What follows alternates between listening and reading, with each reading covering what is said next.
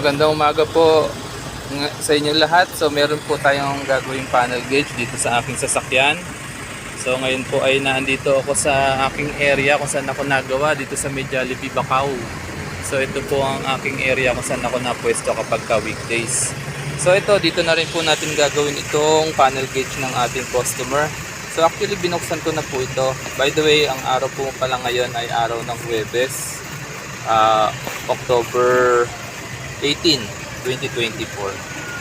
So ito po ay binuksan ko na, no. So shoutout po kay Boss Galsinaw Rosik Dan. Okay, from Pagadian City. Okay, so pasensya na po kung hindi ko po ma-pronounce ng maayos yung pangalan dahil medyo yung pagkakasulat lang po, no. Si Sir Dan, salamat po sa inyong tiwala, no. So ito po ay binuksan ko na, no, nung nasa bahay para pagdating dito sa sasakyan gagawin ko na lang po.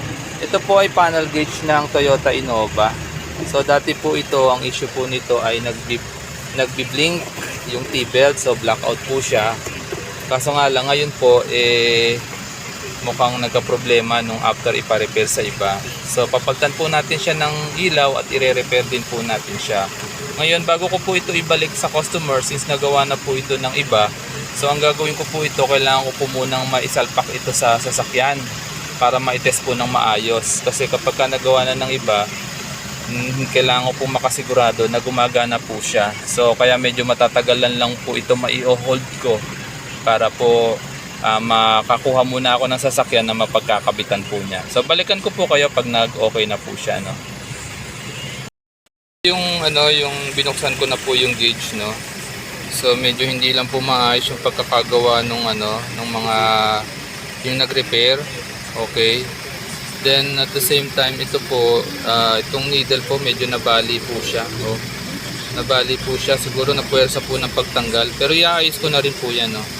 Tapos napansin ko sunog po yung ilaw niya doon sa headlight. So ayusin na rin po siya. Ayusin ko na rin po siya, no. Dan, ito na po yung inyong panel gauge, kinabit ko na po dito sa Innova. So nagawa ko na po yung inaccurate na fuel at saka temperature. Tapos yung ilaw po napalitan ko na rin. Pati po yung headlight indicator nyo na ayaw gumana, okay na rin po. So bubuksan ko po, no. Ayan, no. One click lang po siya. Hindi na po siya nanginginig yung temperature at saka yung gas. Okay, yung temperature nga lang medyo malamig yung sasakyan kaya wala pa siya doon sa gitna. Pero mamaya po magsisentro na yan. Tapos ito po yung yung ilaw sa headlight. Yun, nagana na po. So pinalitan ko po ng original yan, yung kulay blue. Okay, kasi ay talagang gumana niyan. Okay, yan, okay. Tapos yung ilaw niya sa tagiliran kita na po. Medyo hindi lang visible, medyo pa kasi maaraw pa dito umaga kasi ngayon ng linggo.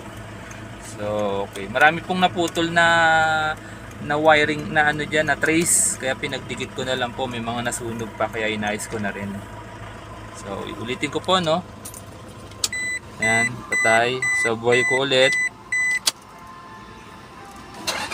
Yan, okay na po. Nagana yung RPM, nagana yung temperature gas. Okay na po siya. Salamat po.